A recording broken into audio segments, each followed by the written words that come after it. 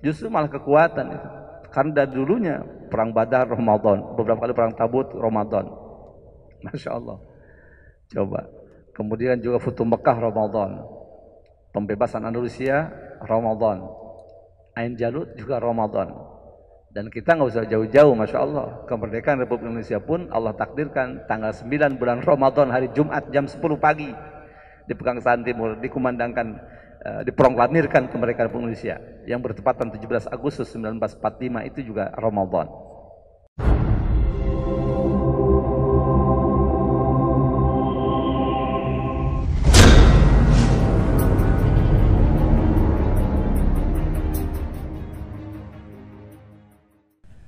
Assalamualaikum warahmatullahi wabarakatuh.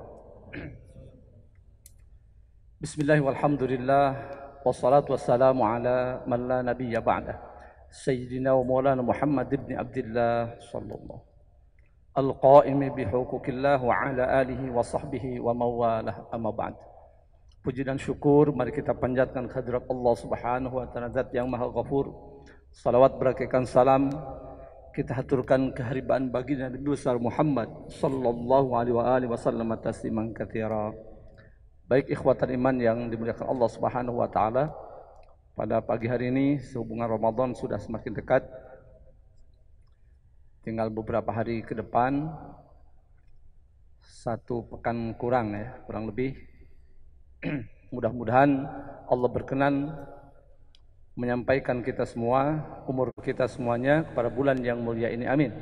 Dan juga Ramadan yang akan datang dalam keadaan sehat walafiat, mampu melaksanakan segala apa yang diperintahkan Allah dan menjauhi larangannya. Dan tentunya seluruh amal ibadah kita diterima Allah Subhanahu wa taala, amin ya Allah ya rabbal alamin. Baik, saya menyampaikan beberapa hal terkait dengan Ramadan, walaupun mungkin guru-guru kita yang lain juga insyaallah, tapi untuk memperkuat ingatan kita, saling mengingatkan satu sama lain dan mudah-mudahan saling melengkapi gitu ya. Pertama dari sisi sejarah, karena materi kita sungguhnya adalah sirah nabawiyah, maka saya awali dengan hal yang berkaitan dengan sirah juga, dengan sejarah. Jadi beberapa peristiwa besar yang terjadi di bulan Ramadan ini untuk menambah semangat kita dan motivasi serta sugesti ya. Dulu berdasarkan tarikh ya, sejarah Islam, bahwa di bulan yang suci ini pernah terjadi beberapa peristiwa besar, di antaranya beberapa kali peperangan. Makanya bulan Ramadan selain disebut Syahrut Tarbiyah, ya Syahrut Tarbiyah adalah bulan pendidikan berdasarkan ayat yang sangat masyhur, dan ini ayat yang menegaskan bahwa puasa Ramadan itu adalah fardu wajib hukumnya. Dari sisi tarikh, Ramadan diwajibkan tahun kedua setelah hijrahnya Nabi SAW. Jadi tahun kedua Hijriah, di bulan Sya'ban waktu itu. Ayatnya insyaallah setiap kita hafal kecuali yang lupa ya. Dan insyaallah ayat ini sangat familiar. Yang termaktub dalam surah Al-Baqarah ayat 183. A'udzubillahi minasyaitonir rajim. Ya ayyuhalladzina amanu kutiba alaikumus syiyamu kama kutiba alal ladzina min qablikum la'allakum tattaqun. Nah, la'allakum tattaqun inilah mengapa disebut Syahrut Tarbiyah, karena dalam ayat ini, wahai sekalian orang beriman, telah dipardukan atas kalian puasa di bulan Ramadan sebagaimana telah dipardukan kepada umat-umat sebelum kalian. La'allakum tattaqun, agar kalian bertakwa kepada Allah. Jadi dipahami dari ayat ini bahwa bulan Ramadan adalah bulan tarbiyah, bulan pendidikan untuk mencetak ya umat Islam, umat Nabi Muhammad SAW menjadi pribadi-pribadi yang bertakwa kepada Allah. Sering mungkin ya dulu kami sampaikan juga, ibarat kata apa? Kalau ibaratkan ulat itu ya dikepompongkan begitu, ya. Setelah dimasuk pompong dengan durasi sekian pekan sesuai dengan waktu yang sudah Allah tentukan, keluar tidak lagi menjadi ulat, tapi berubah menjadi kupu-kupu yang indah dan luar biasa. Berubah, dia bersayap, punya radar dan seterusnya. Nah, artinya setelah Ramadan diharapkan umat Islam ini ada perubahan signifikan. Ya, jadi yang kurang baik menjadi baik, yang sudah baik jadi lebih baik lagi. Begitu, baik dan baik. Intinya menjadi pribadi yang bertakwa, karena ini sudah disepakati hanya dengan jalan takwa kebahagiaan, keselamatan yang sejati, yang hakiki akan diraih oleh setiap individu muslimin. Dan itu jaminan dari Allah. Jaminan di dunia maupun di akhirat. Di dunia firman Allah, wa may yattaqillaha yaj'al makhraja wa yarzuqhu min haitsu la yahtasib. Siapapun yang bertakwa kepada Allah dengan sebenar takwa, pertama Allah akan senantiasa berikan jalan keluar, solusi dan setiap permasalahannya ini di dunia. Lalu kemudian Allah berikan rezeki pun dari arah yang dia tidak duga, dia tidak sangka. Lalu kemudian di akhirat dalam surah Al-Imran 133, wasari'u ila magfiratin min rabbikum wa jannatin 'arduha as-samawati wal ardu u'iddat lil muttaqin. Bersegeralah kalian meraih pengampunan dari Allah dan surganya Allah yang luasnya seluas 7 lapis langit dan 7 lapis bumi, u'iddat, yang mana surga tersebut yang seluas itu disediakan lil muttaqin, hanya untuk orang-orang yang bertakwa kepadanya. Dan jaminan di akhirat. Nah, lalu kemudian selain disebut Syahrul Tarbiyah, juga bulan Ramadan ini bulan pengampunan dosa, bulan dilipat gandakannya pahala. Banyak ya, bulan diturunkannya Ramadan, Syahrul Ramadan ladzi unzila fihil Quran, Al-Baqarah 185. Ya. Nah, juga disebut bulan perjuangan, atau bahasa yang agak ininya bulan jihad fisabilillah. Selain melawan hawa nafsu, memang real di bulan Ramadan ini pernah terjadi beberapa kali pertempuran yang sangat dahsyat. Betapa tidak, karena hampir setiap pertempuran, bahkan setiap pertempuran yang terjadi di bulan tersebut, selalu umat Islam lebih sedikit daripada lawannya. Yang pertama, yang sangat masyhur, Perang Badar. Ini pertempuran pertama yang terjadi setelah hijrah Nabi SAW. Muslim PS non-Muslim, PS musyrikin Makkah. Terjadi pada hari Jumat tanggal 17 Ramadan tahun kedua Hijriah. Pasukan kaum muslimin hanya berjumlah 313. Alal qaulil masyhur yang mu'tamad. Walaupun ada yang mengatakan 319, 314, tapi yang masyhur 313. Melawan 1000 pasukan dalam kondisi tidak siap bertempur. Karena memang bukan untuk bertempur pada saat itu. Tapi musyrikin Makkah 1000 personel lengkap persenjataannya dan memang siap tempur, pasukan terlatih. Alhamdulillah dimenangkan oleh kaum muslimin. 70 mereka mati, Abu Jahal diantaranya. Kemudian 70 tertawan. Lalu kemudian terjadi lagi apa? Futuh Mekah di bulan Ramadan juga. Tanggal 10 bulan Ramadan tahun ke-8 Hijriah. Ini luar biasa. Futuh Mekah yang mungkin menurut sebagian pengamat, jika ada waktu itu ada pengamat, mustahil nih Nabi Muhammad bisa merebut kota Mekah karena kekuatan mereka luar biasa. Ya. Sementara kan Nabi Muhammad bukan siapa-siapa, orang tua saja tidak punya. Dua sosok yang membackup beliau, yang paling disegani oleh musyrikin Mekah, wafat mendahului beliau, Sayyidatuna Khadijah Al-Kubra dengan Abu Thalib, hingga beliau terusir, dihinakan oleh mereka, ya, diusir dari Mekah. Sehingga Nabi mengatakan dengan suara lirih kepada kota Mekah, ya Makkah, wahai Mekah, laula qaumuka akhrajuni ma kharajtu minki. Andai bukan pendudukmu yang mengusir aku, mengeluarkan aku dari kamu, dari engkau wahai Mekah, aku sekali-kali tidak akan pernah keluar dari engkau, dari engkau wahai Mekah. Makanya sebagian ulama ketika terjadi perbedaan pendapat mana yang lebih afdol antara Mekah dan Madinah, sebagian ulama mengatakan Mekah tetap lebih afdol. Kenapa? Karena Nabi pernah menyatakan itu. Selain ada Ka'bah, Nabi pernah bersabda seperti itu. Andai bukan pendudukmu yang mengusir aku, mengeluarkan aku dari engkau wahai Mekah, aku tidak akan pernah keluar dari engkau wahai Mekah. Namun sebagian ulama mengatakan ya Madinah tetap lebih afdol karena jasad Nabi yang paling mulia dipendam ataupun dimakamkan di kota suci Madinah Al-Munawwarah. Wallahu subhanahu wa ta'ala. Nah, inilah ikhwatul iman, ternyata sesuatu yang dianggap mustahil terjadi. Itu terjadi pada tanggal 10 Ramadan tahun ke-8 Hijriah, Futuh Mekah. Lalu kemudian terjadi beberapa kali peperangan, perang Tabuk. Itu juga di bulan Ramadan tahun ke-9 Hijriah. Tersebarnya Islam di negeri Yaman tahun ke-10 Hijriah di bulan Ramadan. Kemudian dihancurkannya berhala Lata, Uzza, itu juga di bulan Ramadan. Ya, Uzza di tanggal 25 Ramadan tuh, tahun ke-9 Hijriah. Kemudian Lata tanggal tahun ke-9, kemudian Uzzanya tahun ke-10-nya. Kemudian ada lagi lebih dahsyat lagi. Tanggal 28 Ramadan tahun ke-92 Hijriah, masih 1 abad. Ya, artinya belum sampai 100 tahun dari wafatnya Nabi SAW. dari hijrahnya Nabi SAW. Tahun ke 92 Hijriah, tanggal 28 Ramadan, pembebasan Spanyol, ya, Espanya atau Andalusia, di bawah pimpinan panglima perang yang sangat terkenal Tariq bin Ziyad radhiyallahu anhu wa rahimahullahu ta'ala abrar. Itu luar biasa, sangat heroik. Ada banyak kisah di sini. Ya, di mana beliau ketika sampai di daratan Spanyol dibakar semua kapal-kapalnya itu. Ya, dengan perbekalannya, tentaranya disuruh turun kemudian dibakar. Kaget semua. Nah, disitulah beliau berkhutbah, berpidato dengan khutbah yang sangat terkenal. Kalau di pondok jadi hafalan itu, ya. Ayyuhan nas, ainal mafar? Wahai sekalian pasukan, wahai sekalian manusia, ainal mafar? Mana tempat kalian untuk berlari? Mana tempat kalian untuk melarikan diri? Al-bahru min waraikum wal adubu amamakum. Lautan di belakang kalian, musuh ada di hadapan kalian. Nah, ini panjang sekali khutbahnya. Intinya kalau kalian ingin hidup bahagia, ya ingin bisa makan, bisa tidur dengan lelap, kalahkan mereka. Oh, di situ semangatnya luar biasa.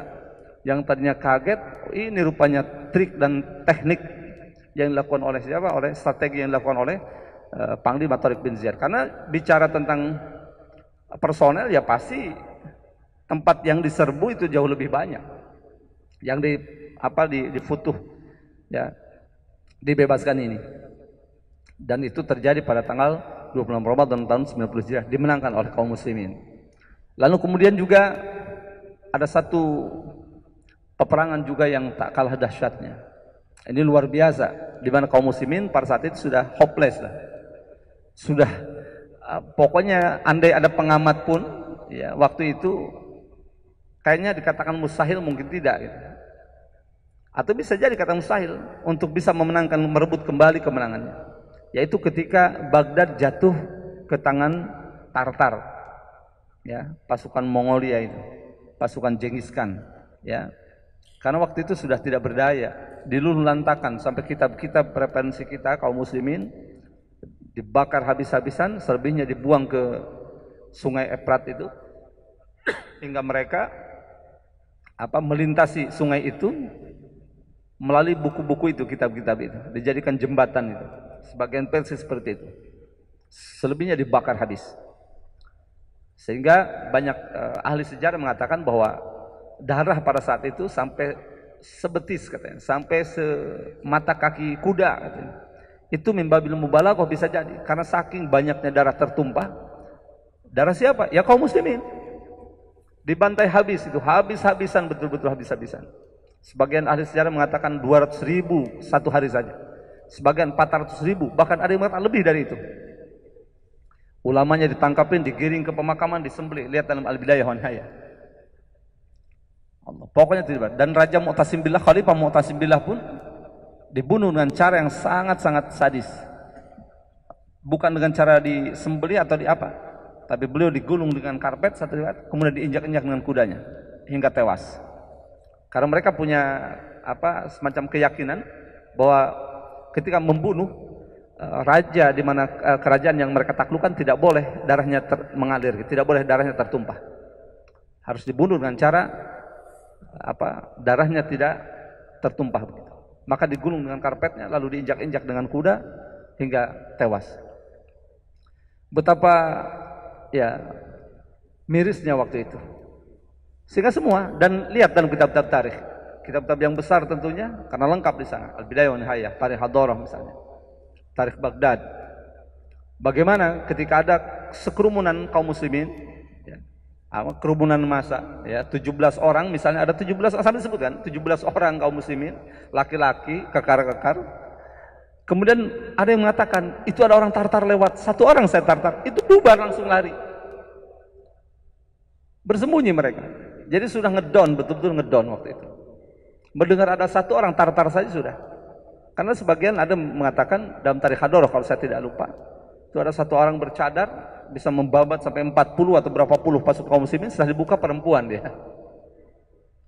Nah, maka itulah dipelajari oleh Saifuddin Qutuz, karena Allah menyisakan, inilah hikmah ilahiyah.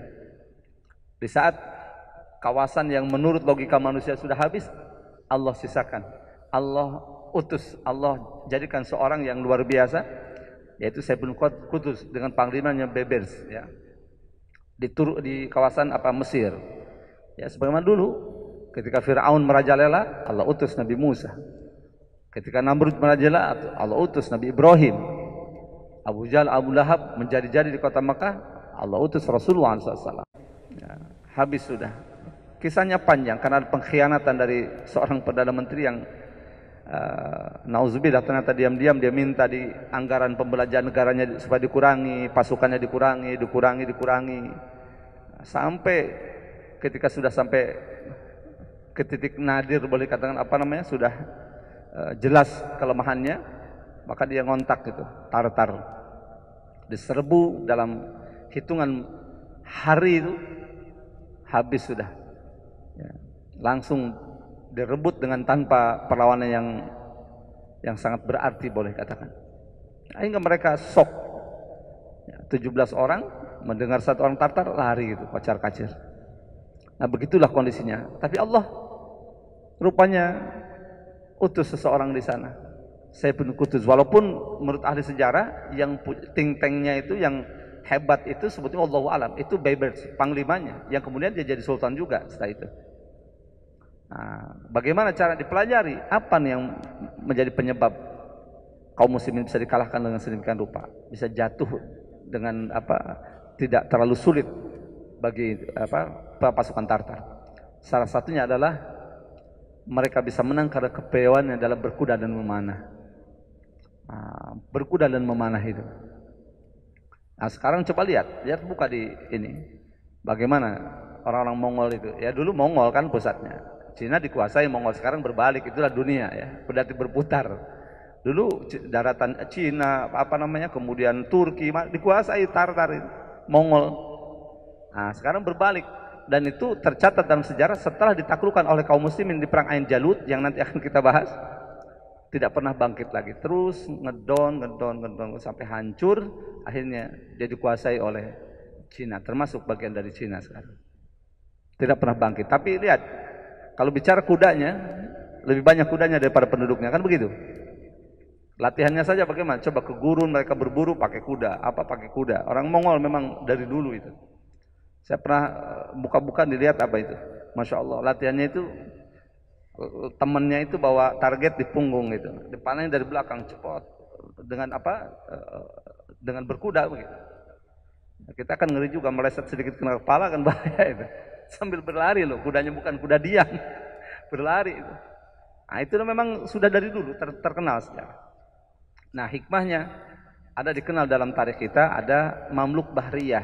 Itu yang cikal bakal yang mengalahkan pasukan yang boleh katakan adik kuasa lah, super power pada saat itu.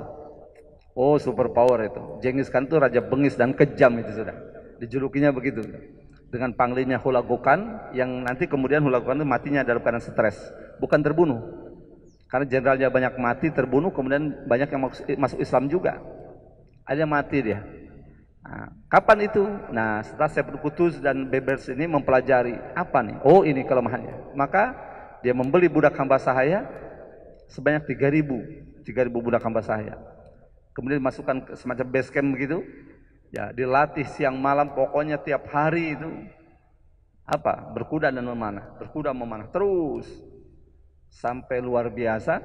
Begitu datang surat dari Genghis Khan, kau serahkan negerimu atau aku aku ratakan dengan tanah. Saiful Quds marah itu. Kami siap berjihad melawan Anda. Bahkan satu riwayat itu dipukul kalau saya ditempeleng itu, yang membawa suratnya. Marahlah Genghis Khan. Nah, akhirnya ancaman pun siap bukan hanya ancaman. Genghis Khan mempersiapkan pasukan untuk menyerbu Mesir ini. Saiful Quds bisa Bebers, dan berkat ini 33.000 ini cikal bakalnya itu.